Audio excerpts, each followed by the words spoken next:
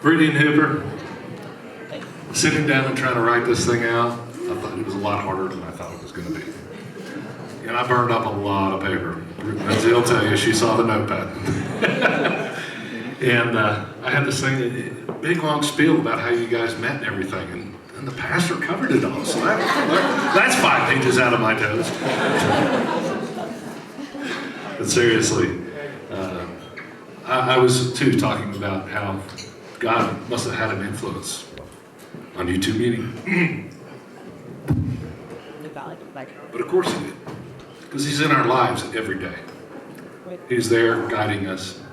We just have to listen to him. And if you'll keep him in your hearts and act a part in your marriage, you guys will beat the odds. And you'll be together for the rest of your days. Watching you two these past 2 years, I see you get it. Marriage isn't about mine and yours. It's about us. It's about doing for each other. Not out of obligation, but out of love. It's about compromises. It's about supporting each other, encouraging each other to reach those goals that you set for each other. Remember that when one of you is wrong, that doesn't mean the other is right.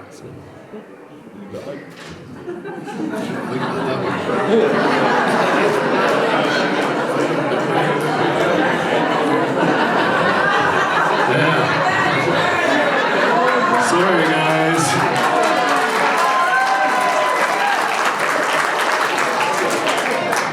34 years it took me to figure that out.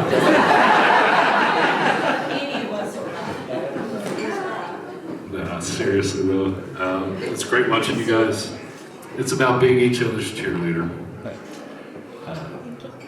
We'll be there to support you and cheer you on as well. Brittany, you've made me so proud to be your dad. Everything you've done with your life, and then bringing Hooper into our family and our lives, thank you so much, sweetie. And Hooper, I can't thank you enough.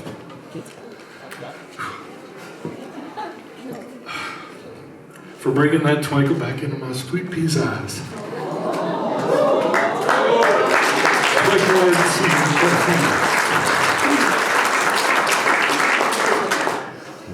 When you two are together, the happiness and love is so apparent. Please don't ever lose that. We love you both, your mother and I both. We wish you all the happiness, good health, and prosperity for the rest of your days.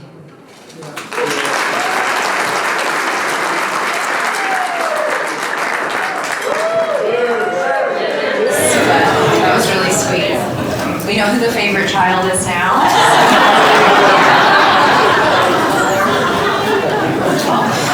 Meant to be. You've probably heard a lot of that cliche tonight around the telling of this love story. When Brittany and I were kids, meant to be had to be the most annoying remark from my mother. Mom, I really want this Abercrombie mini skirt and crop top, please, please. And she would say, it's meant to be, honey.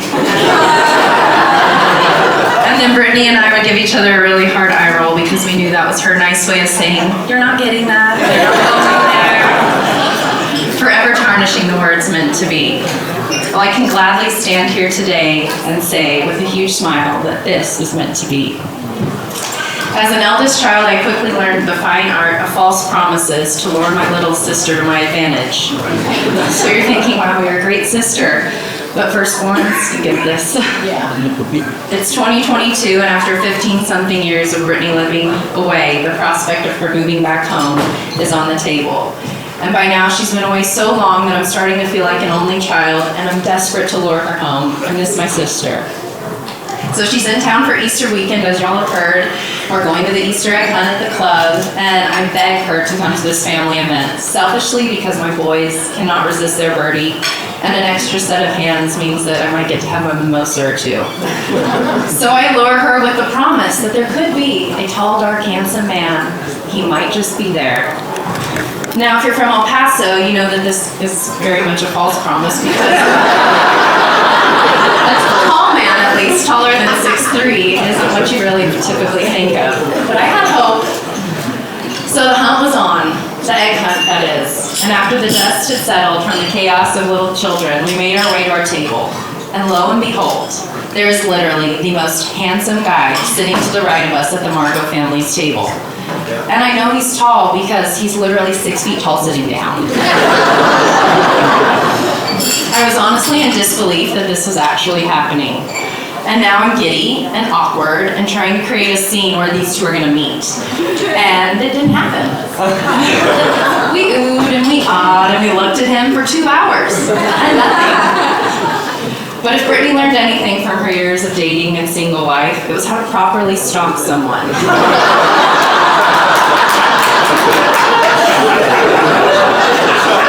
And she did just that. And somehow, in a matter of hours, and with the magic of Instagram, they found that they had a mutual friend connection, Ross. And this is where he made the introduction of a lifetime. And lucky for me, as it turns out, it wasn't a false promise after all. Maybe more of a manifestation, destiny, whatever you want to call it. But I had wished and hoped and prayed that my sister would find her true love and live here. We could raise babies together, and we can do just that. It was a dream come true for us all. It was meant to be. Cooper, you're the man of Brittany's dreams. The way you love her and protect her and care for her makes a big sister proud. She shines brighter when she's with you when you bring out the best in her. And the brother I've always wanted. I'm a perfect husband for the sister that I've always liked. Cheers.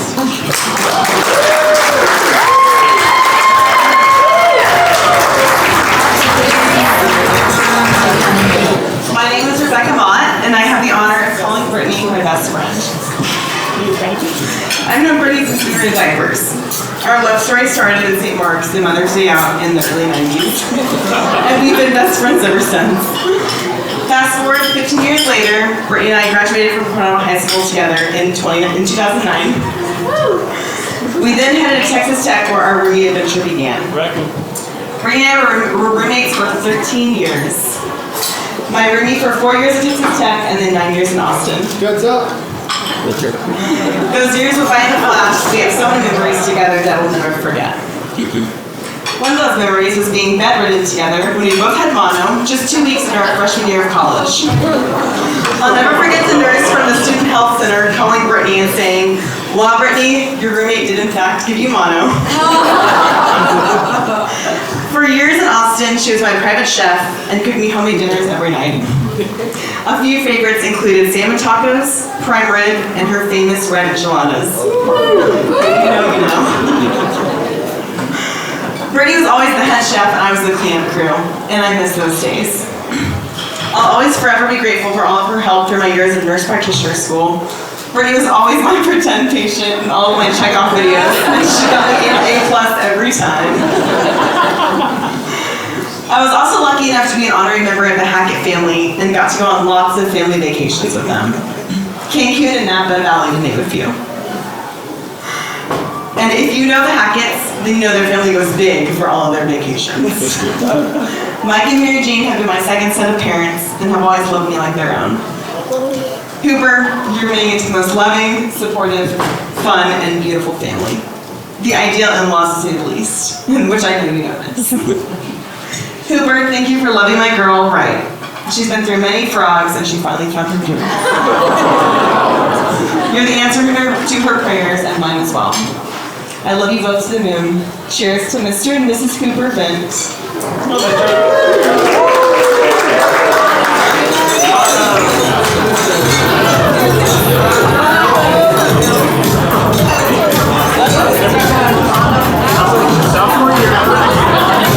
First off, I'd like to thank Mike and Mary Jane for a tremendous party. So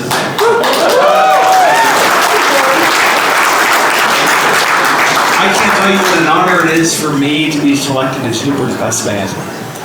Knowing the people that have been in his life, it means the world to me, Hooper, so thank you for that. He's been really nervous about this. Brittany, we all know there are some cases when you found your life partner that there's a small part of you that's a little concerned about some hot flame from the past that they might still have feelings for. I am here to tell you, Brittany, that you never, ever, ever have to worry about this. Hooper has gone from eating Taco Bell and Whataburger for 95% of his sustenance to truffle butter, prime rib, fine scotch, and superb wine. It's safe to say he's come a long way and there's no looking back. I've always told Hooper that the best thing he can do is find the right life partner. I'd say, Hooper, I'd always tell you, you need to what? Find the consummate broker's wife. The same way I did with Elizabeth. Someone smart, with class, who can serve as a rock-solid foundation, just like I found in Elizabeth. Candidly, I had some very sincere concerns about your ability to do this. I mean, you guys probably did too, right? But Brittany, you are of a higher caliber than anyone thought possible for Hooper. And the best part is, he knows how lucky he is to have you. I hired Hooper 8 years ago. And while the early years were a bit rough, I stand by the fact that getting him to stay in El Paso and work with me is the best sale I've ever made, second only to convincing my wife to marry me. Hooper turned out to be the best friend and business partner I could ever ask for. And not surprisingly, he hit it off with a lot of our business relationships. One of those early introductions was to a seasoned underwriter from CNA, Sheila Timmons. She's about 5'2" and she's full of spunk. And I can say without a doubt that she loved herself some Hooper. And that helped us to get deals done with CNA. So when I gave her a couple of examples of how Hooper's height came in handy for me personally, she coined the phrase, "Everybody needs a hoop." So as I wrap up my toast here, I'm going to need everybody's help, okay? So when I say something, you respond with, "Everybody needs a hoop." Okay. So, when you need to put the glasses away on the top shelf without a step stool. When you bought a lifted 7-foot truck and need someone to measure which parking garage you can fit in downtown El Paso. When you can't find what gate you're leaving from at the airport. Oh, there it is. When you need anyone to know where you are. When you need someone to carry your 80-pound 8-year-old around like she's 2 years old. When you need to find the perfect guy for a great girl, and bonus, she can wear heels the rest of her life. Everybody needs a hoop! And lastly, most importantly, when you need the perfect guy to convince a great girl not to move back to Austin, to stay in El Paso, and to start a life.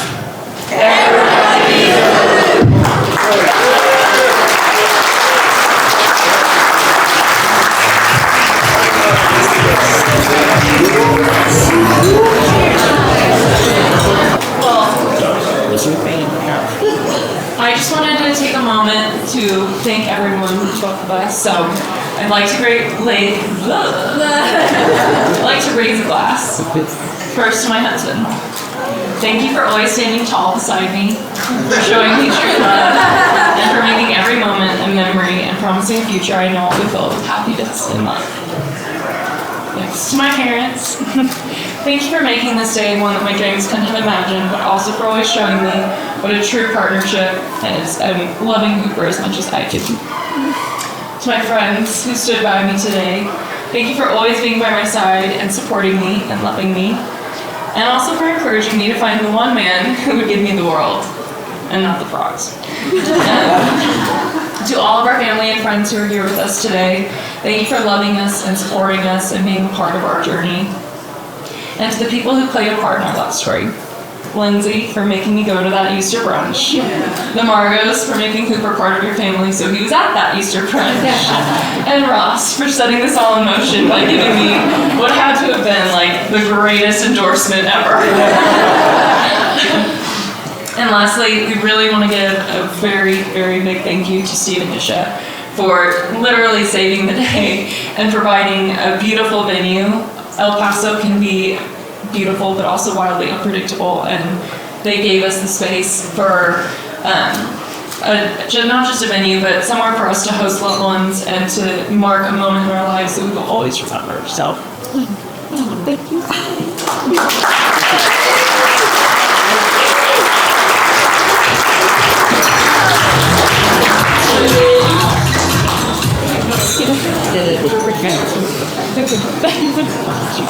Thank you all so much for coming. I can't follow that at all, so I'm just going to say thank you for what she said.